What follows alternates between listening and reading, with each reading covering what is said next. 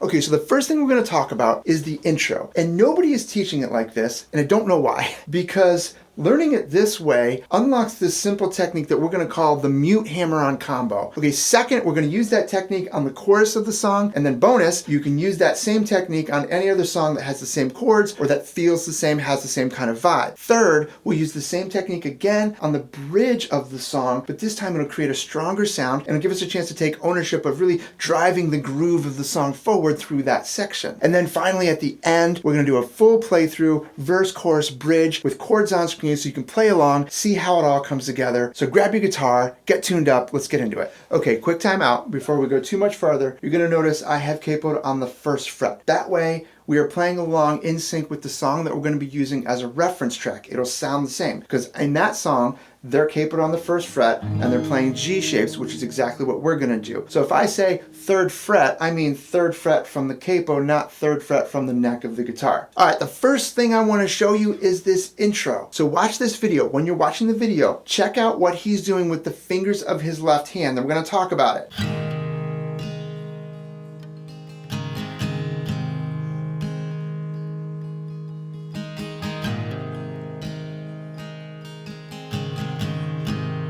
Okay, did you catch that?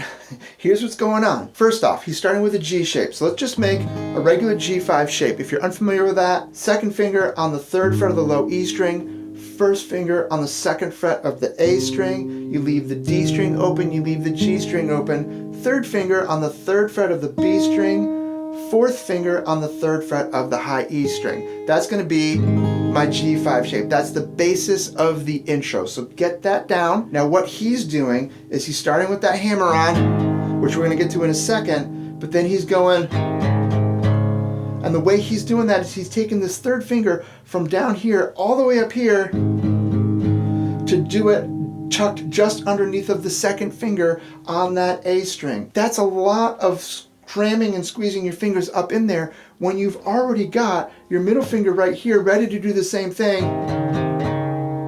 That's what I want to show you. I want to make it easier for you by using your first two fingers rather than pulling your third finger up into this weird position. And the first thing you're going to need to know for that is this trick with your thumb. Yeah, believe it or not, we're going to use our thumb instead of our fingers. When you're in a G5 shape like this, your thumb's typically kind of up out of the way up here. When you take your middle finger off, that's going to leave that low E string ring open. I don't want that low E string ringing open. I don't want to hear that low E string at all.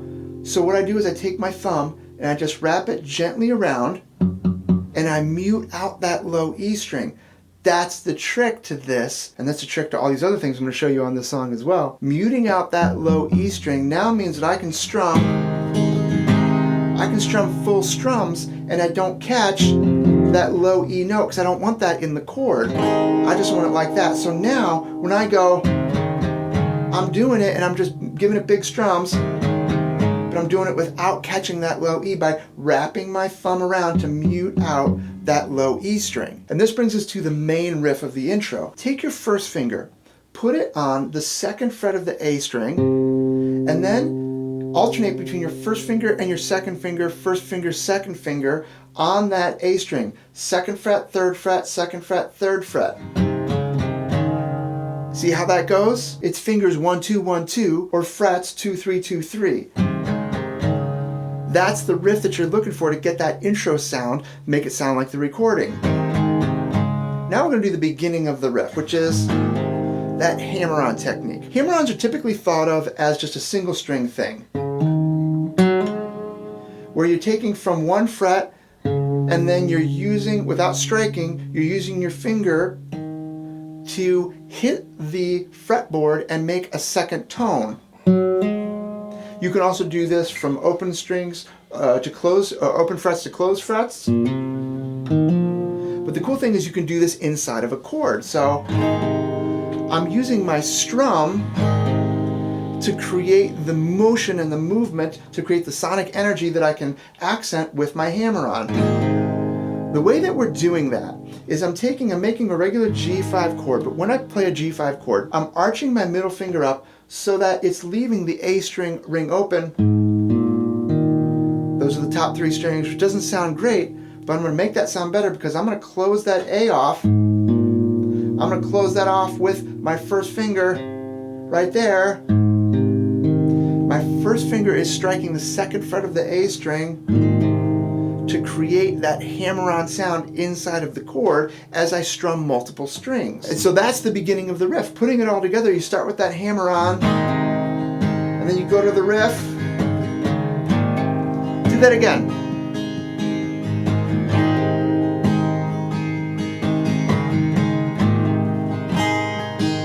Okay, so that is what we are going to call the Mute-Hammeron Combo, because it's a two-part technique. First there's the mute. I'm muting with my thumb, wrapping that around, and then there's the hammer-on, which I'm doing because I can get away with it, because I've muted that low E string. I don't get all this, I don't get all these extra strings in the way.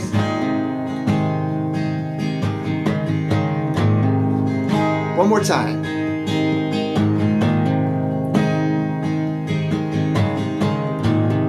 Alright, quick commercial break. If you like this, hit the like button, subscribe to the channel because there's more where this is coming from. And then also, I don't want you to miss this. If you like this kind of thing, instructional guitar content, learning how to get better at your craft and better at playing the instrument, I've got a free lesson called The Number One Thing You Need to Know as a Worship Guitarist. You can check that out at midsongguitar.com, link in the description below. Let's get back into it. Okay, so the second thing I want to show you, now that we've got the Mute-Hammeron Combo under our fingers, is how to apply it to the chorus. We're going to do it right at the beginning of the chorus. All my life you have been faithful. Did you catch what just happened there? I applied it right away to that C add 9. So the chorus starts with this C add 9 chord. So when we do that, do the same thing we did with that G chord before when we were adding that hammer on. Arch up your middle finger to that third fret of the A string. Leave that D string ring open. Again, doesn't sound great until I add the hammer on. And then I take my first finger and I strike the second fret of the D string within the structure of the chord. All my life you have been faithful. And when I do that, I'm muting with my thumb, so that I can strum all the way down and I don't catch that low E string, because that would not sound good. Okay, so there we go. From the top of the chorus, we've got it like this. All my life you have been faithful. In the middle of the chorus, I added that Mute-Hammeron as well. So what I'm doing is, on that G from faithful, faithful, and then we walk back into that C add 9, I'm doing it, I'm muting with my thumb, and then I'm doing a hammer-on from open to second fret of the A string with my first finger, and then from second fret to third fret with my first finger to my second finger. You have been faithful. Alright, so using that walk in the middle of the chorus really helps create some additional momentum and movement between those first two lines. All my life you have been faithful. Alright, now that we have cemented in this Mute-Hammeron technique, where we are just gently using our thumb to mute out the low E string, now we can apply this to the bridge, because in the bridge we can use this to our advantage to drive the rhythm of the song forward.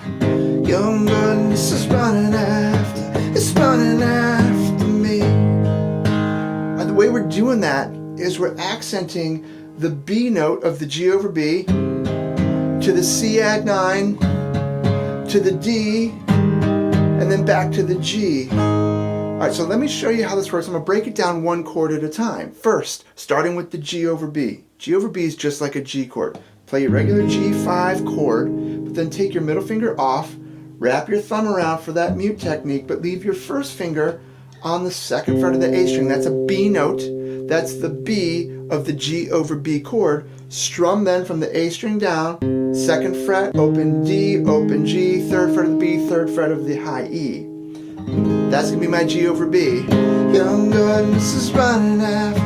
That next note there is a C add 9. What I'm doing there to accent that C note to drive from the B to the C is I'm really staying, first off, I'm strumming here on the lower strings, but because I'm muting out with the thumb, I can get away with that without catching that low E note. So the B to G over B, your goodness is running after. I go to the C add 9. Regular C add 9 looks like this with your first finger in the position where you're holding down the 2nd fret of the D string, that note right there. I want you to take that off and in fact curl up your 3rd finger to fret the 3rd fret of the A string, but when you do that, the pad of your 3rd finger would just mute out that D string. So you're gonna play the C note, which is the 3rd fret of the A string. Your pad of your finger right here mutes out the D string, open G, and then 3rd fret of the B and the E string. That's gonna be my C add 9 chord.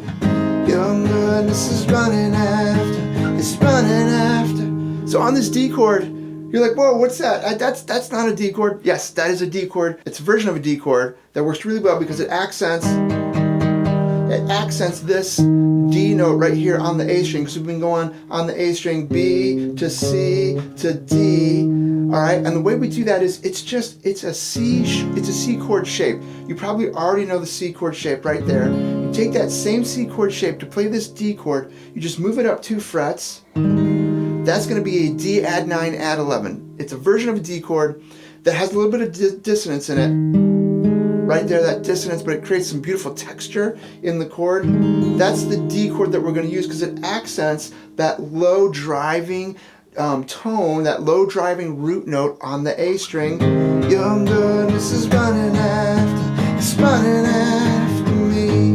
You hear how that goes? Young goodness is running after, it's running after me. And then we end up on that same G5 at the end just to round the whole thing out. Let's do a playthrough of the verse, the chorus, and the bridge so you can hear how this all comes together.